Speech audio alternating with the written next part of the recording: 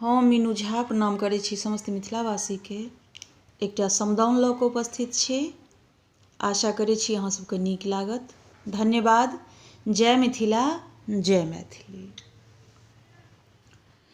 के मोरा जन्म देल मुँह उड़े हल, मुँह उड़े हल, के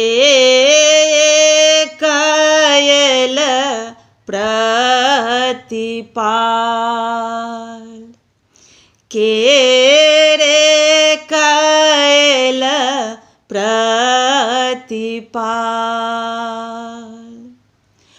बाबा मोर जन्म देल मुँह उड़े हल, मुँह उड़े हल, अम्मा मोर कयल प्रतिपाल,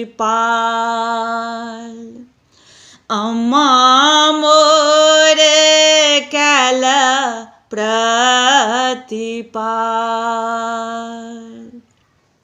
के मोर दुख देल सब सुख हरि लेल, सब सुख हरि लेल, के मोरा पलंगा ओछाय, के मोरा पलंगा ओछाय।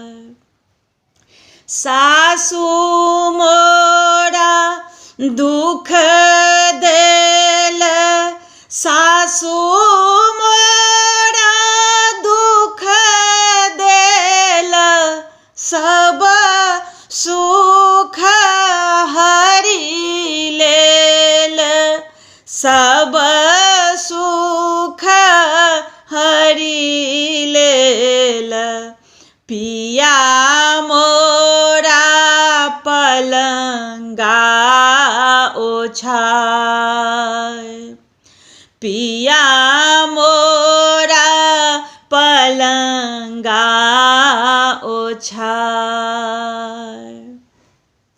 के मोरा बोदत, हम मीनू झा प्रणाम करै छी समस्त मिथिलावासीके।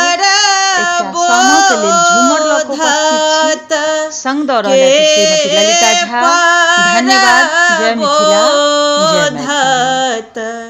के मोरा दौड़िया लच लच लच कहे गे मैना, लच लकए लबिलाप।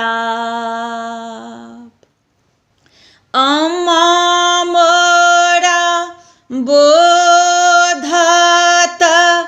अम्मा मोरा बोधत, बाबा पर बोधत, बाबा पर बोधत, स्वामी मोर कयल बिलाप, स्वामी मोर